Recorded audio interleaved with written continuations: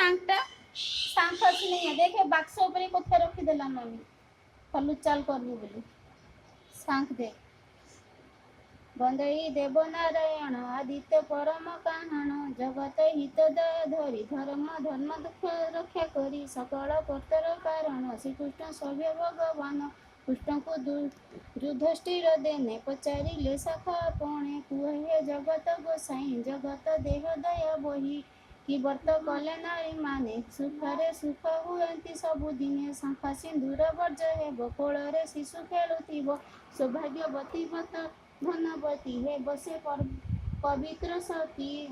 दैविक दर्शन भोगिब मरण शुभ पात्र हेब धर्मराजଙ୍କ ବାକ୍ୟ ଶୁଣି ହସକ କାହାନ୍ତି ଚକ୍ର ପାଣି ସର୍ବଦା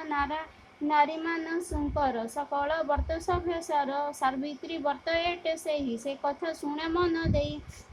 ଜ୍ୟେଷ୍ଠ ମାସ ଅମାବାସ୍ୟ ଶୁକ୍ଳପକ୍ଷ ଅମାବାସ୍ୟାରେ ଲକ୍ଷଣ ସାବିତ୍ରୀ 79ଟି ଥିଲେ ସେଇଦିନ ସେ ବ୍ରତ ହୁଇଲେ ବ୍ରତ ଫଳ ସମ୍ପୂର୍ଣ୍ଣରେ ସେ ସୁଖ ମିଳିଲେ ସତରେ ତାହାର ପାଇଁ ପଟାନ୍ତର ସେ ସୁନ୍ତ ପାଣ୍ଡବ ସ୍ୱତର एकथा युधिष्ठिर शुणी कृष्णଙ୍କୁ पचारिले पुणी ए व्रत केबे केउं नारी कि फल पाइबे आचरी एकथा शुणी वेणु पाणी कहिले अतीत काहाणी दर्वेत नरपति तांकर नाम अश्वपति सकल्या राणीଙ୍କର नाम धन्य ध्याନରେ राजपुण्य प्रजावत्सलस्तपति नारायण राजन पाळନ୍ତି राजा नाणी बड़ चिंता नथाई पुत्र की दुहिता कोଳରେ नथिला संतान पुण्यत नथिला जीवन राजा राणीଙ୍କର जे दुख थिला एकथा उपर चथिला शुभ पंडित मने कले सावित्री यज्ञ आचरिले 18 वर्ष अवतार चालिला होइला मंतर पुण्यहुति पूर्वशील सपने राणी हेला सुखी सुंदरी झियटीए कही मा मा बोली डाकु देई नारीଙ୍କର କୂଳରେ ଖେଳିଲା ସପନ ଶେଷ ଚାଲିଗଲା ପ୍ରଭାଳ ରାଜପାଶ ରାଣୀ କହିଲେ ଏହି ତ କାହାଣୀ